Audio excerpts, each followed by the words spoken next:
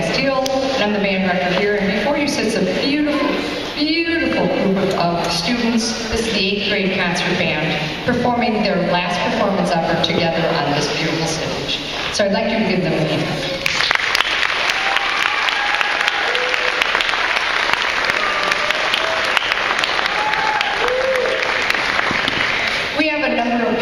That we're going to perform for you this evening. It's not going to be more of your traditional band concert. We're starting out with some very meaningful pieces that really express some of the things that we see out in the world. But before I start that, I just want to make sure that we understand concert etiquette, because concert etiquette is a message that I always try to help the general public understand. If you have a small child, make sure that they're sitting with you and teach them how to have concert etiquette, because obviously we're not a theater-going and a concert-going society very much anymore. And one of the things that we should not do is hoot and holler during the concert. That's safe for athletic events and non-performance venues like this. If you have a child that's crying, then if they don't quiet down, then remove them from the situation. We don't want to also use flash photography, because if you use flash photography, it blinds the musicians. Seriously, it does. I say this every single time we have a concert, and we still have people that say, "Oh, I'm just going to take one picture." But if you say you're going to take one picture, then somebody else has one picture, then we have all this blinding flashing going on, and that's why we have the paparazzi moment. So we just want to make sure that it's very clear for you, so that they can keep their 100% focus on the music. They have done some tremendous things this year. We started the year off running, meaning we got into marching band right away. So the first 7 days of school, we learned how to march, developed a cadence, and were fabulous at the pregame show at Chippewa Valley Stadium. And it's just wonderful that we were able to be so successful with that. Then we had our band bash, then we had our concert, then we had our tour, then we had festival. So they've been very, very busy and doing very, very well on some excellent literature. Tonight, one of our selections is going to be from that festival that unfortunately happens during the course of the school day, and it is in Belleville, that festival. The kids did a tremendous job playing there, and so we're going to share one of those pieces with you tonight. So to start off our concert, we're going to start with a piece called Risk Everything for a Dream by Richard Salcedo. He has a friend named Julie Duty, and she had this passion that it was very, very important that she get instruments into the hands of special needs people and getting the experience of music and playing an instrument. And so that's her mission in life, and he absolutely supports it wholeheartedly, and so therefore penned this piece called Risk Everything for a Dream. It's a tremendous, beautiful piece. Please enjoy Risk Everything for a Dream.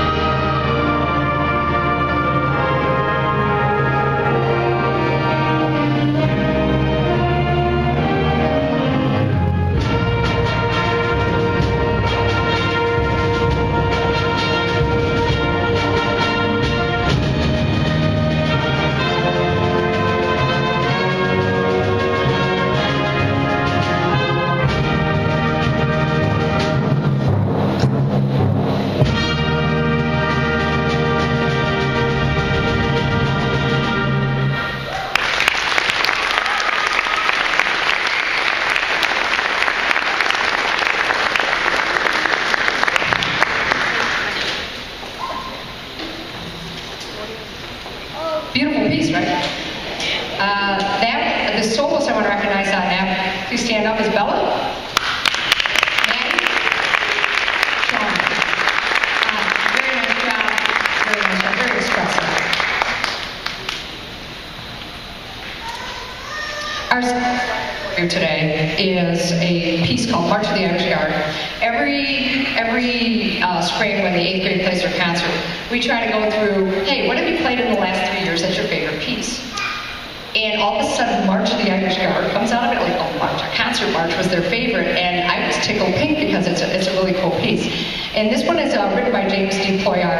He's been a prolific composer of music for young band for many, many years. It's a great way for him to teach the concept of different time signatures and the type of march that it is. We learned over the years that there are different styles. My battery's going.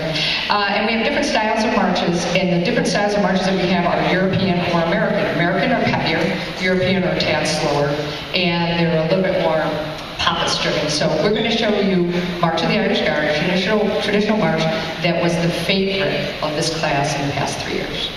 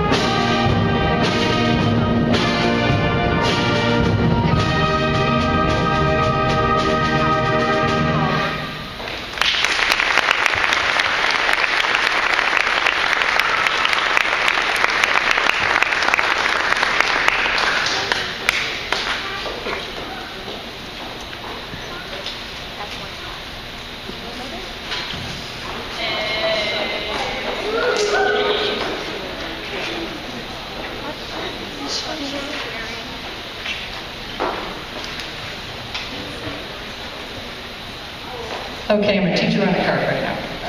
We're going to do the mock elections. Now, let me define mock election because sometimes we're in a PC world, we're driven too much by what's politically correct.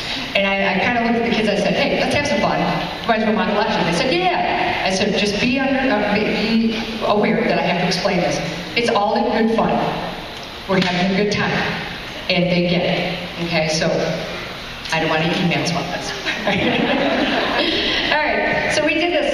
did the mock election, and I have some prizes that go with them. So I'd like the students to come up here so I can present them. The first one is Long Tone Champ. They get prizes for that. It's on here somewhere. Oh, there they are. Because they're so full of hot air and been hold on tone for so long, I got them a bag of balloons with smiley faces. Okay? So our winners are Will and Bella. Come on up.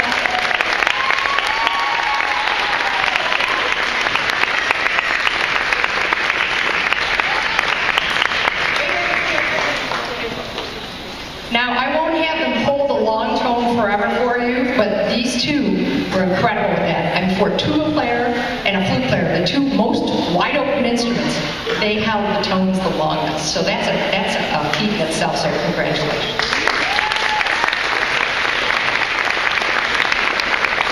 Then our next category was the person most likely to name their instrument.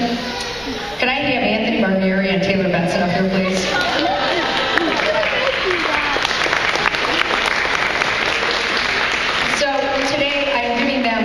Their instrument birth certificate so they can put their official name of their instrument on the birth certificate. So therefore, their instruments are truly named from this day forward.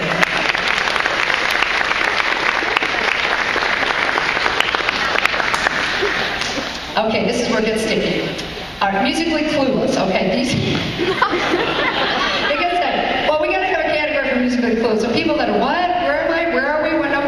And so we, this was pretty interesting because it was overwhelmingly these two people. Nigel and Amy.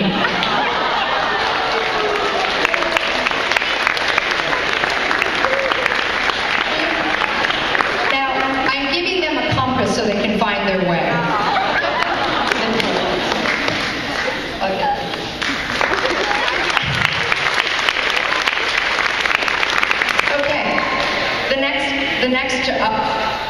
A little story to tell you. We went to Belleville Band Festival, and for weeks I'm saying to the trumpets and to different instruments, it's pinky, D flat, or it's middle valve, F sharp, and things like that. So, we ended up narrowing it down to the trumpet section. So I went home the night before the festival. I made an iron-on shirt that had the middle valve like this, and before we played the piece that had all those F sharps, I opened up my coat like this. And on the recording of the performance, you could hear the kids busting up laughing but they played their own sharps. All right, so that's accidental accidentals. And that goes to, and these are people who are most likely to miss those, goes to Kyle Hober and Taylor Benson. In fact, Taylor has the shirt. So I got them glasses so they can see the part in the music a little bit better. There you go.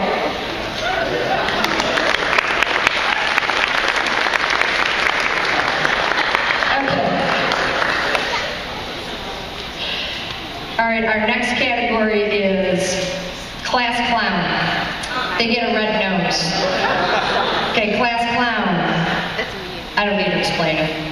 Griffin and Allie.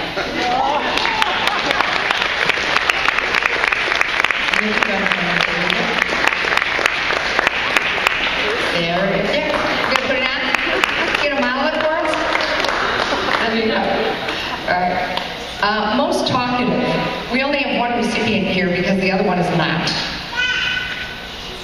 It goes to Brooke. Duct tape.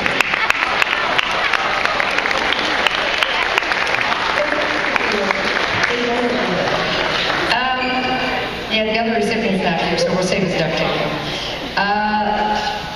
Most likely to fall asleep while we're playing a fortissimo range. It was funny because there were when I was going through tabulating the results, there were really no girls that were really listed on there, so I couldn't give it to anybody, but it was overwhelmingly John. So he gets a do not disturb sleeping mask.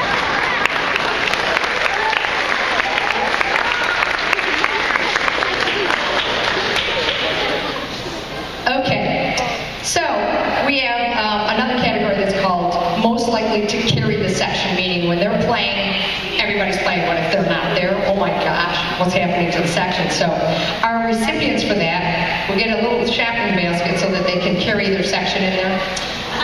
And it's going to TJ and Bella.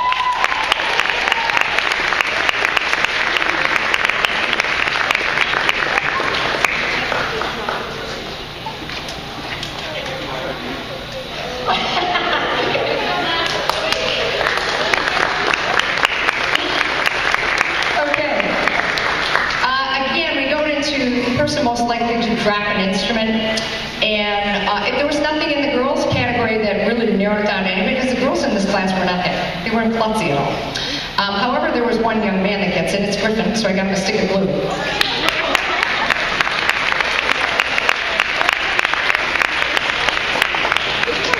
Okay. All right. This is bad because I left it at home on the couch because I was taking a nap. It's the Speediest prize. I have to give it to you guys tomorrow. It's a little figure that's from Flash Gordon. Okay? All right, so I apologize. I had to take my nap after school. Speediest, Adam Truby, and Brooke Hurst.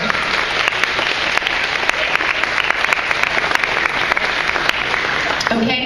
And then the next category is Loudest. So, for the loudest people, I decided to give them earplugs so they can provide it to the people so they don't have to listen to how loud they are. So, that goes to Daniel Petero and Manny Cannon.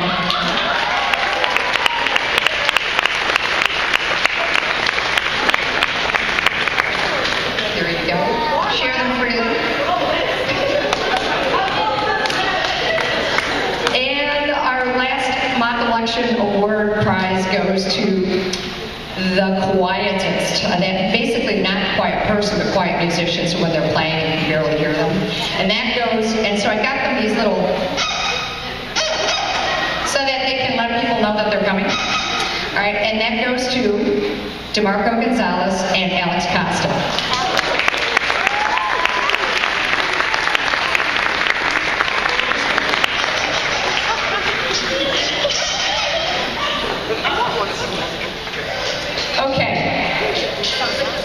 I'm going to get serious for a moment. I'm going to take care of all this right now.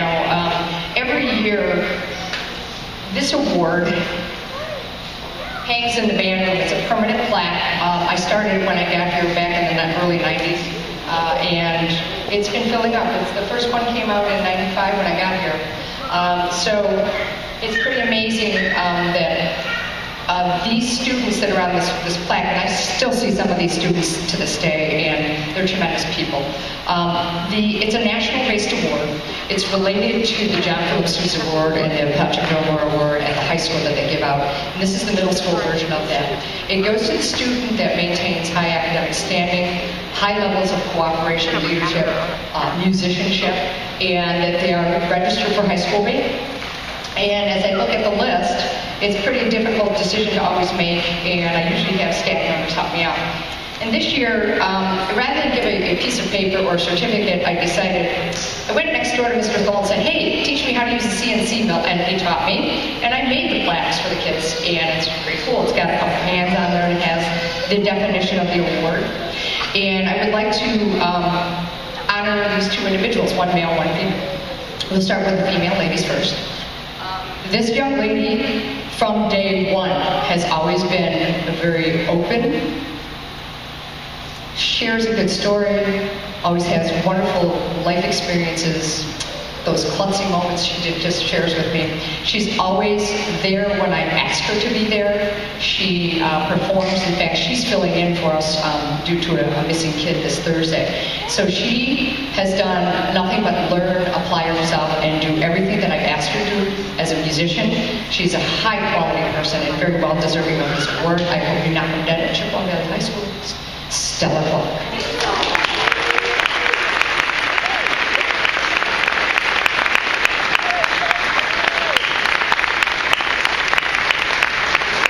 Here's the plaque. See, it's got hands on it, it's got the whole thing.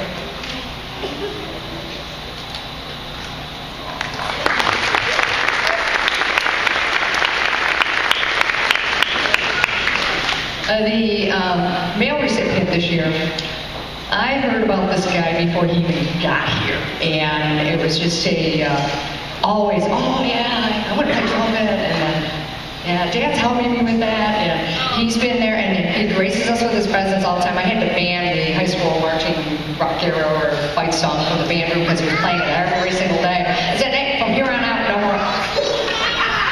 And he's always been there. He plays in jazz band. He's just stepped up in his leadership. He's playing beautiful solos in the band.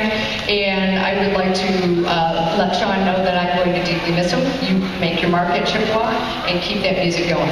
Okay? This is our recipient. Director's Award this year, Sean Hayes.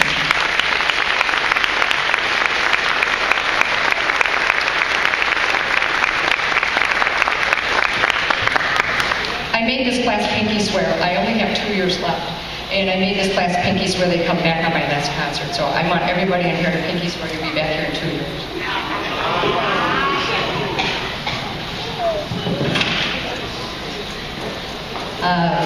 This has been one of the most remarkable classes to work with because top to bottom, we've had some pretty hysterically funny times, and when I've asked them to apply themselves and really work hard, they have done just that. And I think just by hearing the first 2 selections, it's going to blow you away even more as we go through the rest of this concert.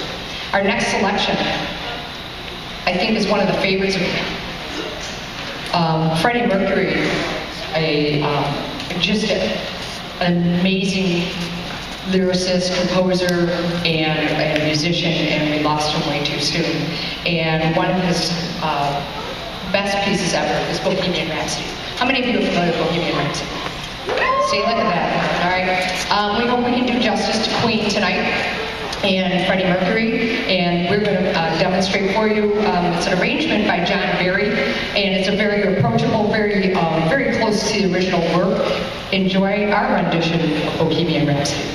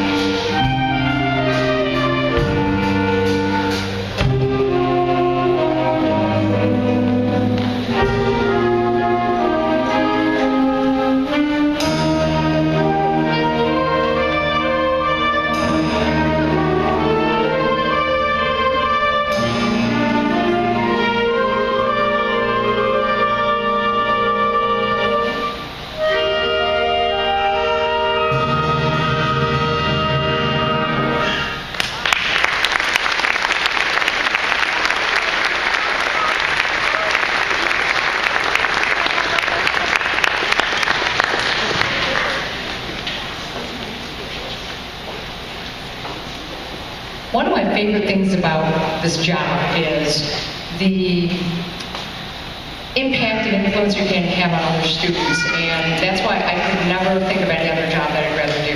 I get the privilege of working with these kids for 3 years, and then sometimes they come back to me. And in this way, we've got Kaylee Tomczak coming back to conduct. We were reminiscing about her particular band class. It was in 2 halves because it was so large. And she was in the smaller portion, but we had a blast in that class. It was one of my all-time favorites because we would sit there and do small sectionals, and so many of those kids in that class grew and grew as musicians. And she's a prime example. She's sitting with us. So at the high school, and I'm just forever impressed with their musicianship. So when she and I were talking one day, and she discovered that the piece that we played at Bell Hills Festival was the Suite E-flat Gustav Holst piece. We share that as a passion and one of our favorites. And she said, "Oh, do you think I can come by and conduct?" I said, "By all means." So it is my pleasure to ask and hand over my baton to Kaylee Tomczak to conduct this piece. And the kids had asked if I would sit down and play with them. So I'm going to pull out a chair and my flute, and I'm going to join them while she is conducting. So let's give a hand to Kaylee Tomczak.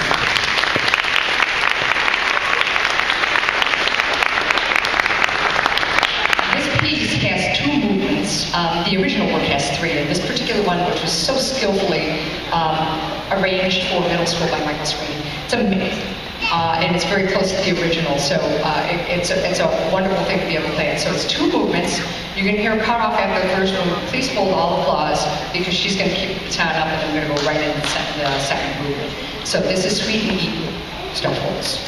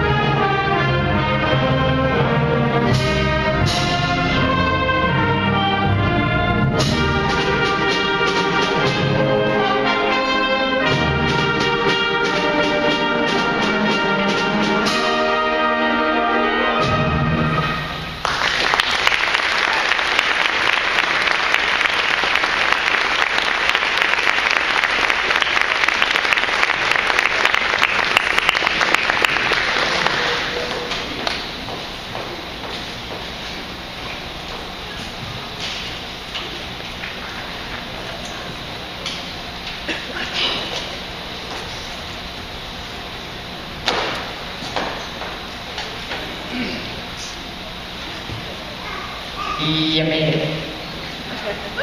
This is their very last song that we're going to perform for you. And it's a bittersweet day because you get them musically where you want them, and then they leave you. And hopefully to go on and do better, bigger and better things.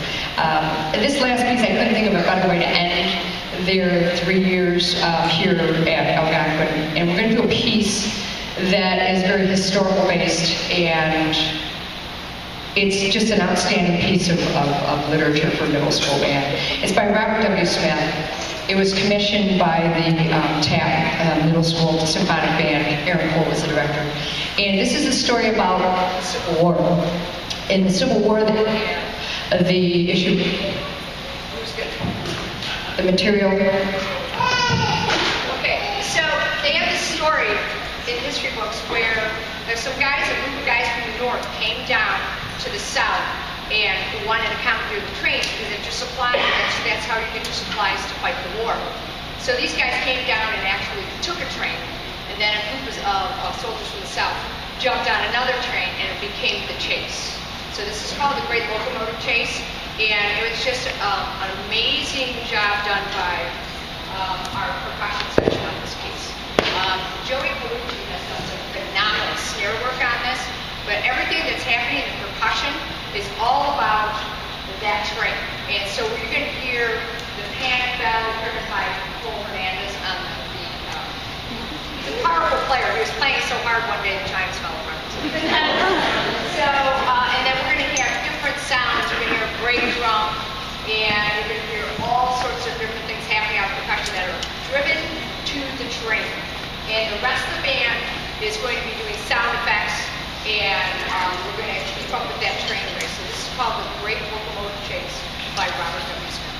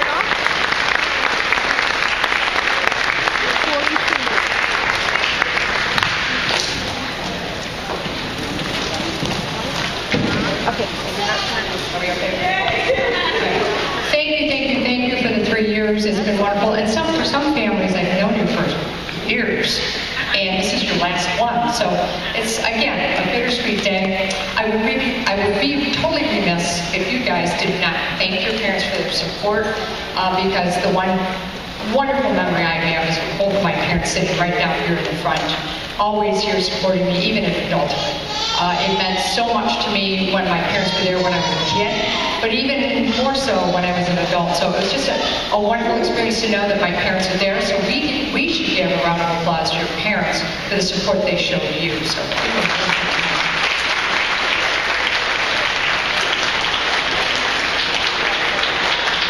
And I also would be remiss if I did not thank the staff here at Algonquin, the gym class, Mr. Trombley in the gym class. Every time there's a concert, hey, can you guys set the chairs? He goes, sure. And then we have Mr. Frank back there, our custodian. He does a fabulous job. But as is always with the family, the band family at Algonquin, please pick up the chair that you are sitting on and then stack it off to the side, please. And we'll take care of putting the chairs away. And please have a safe, wonderful summer. And think about the old lady band director at Algonquin every now and again.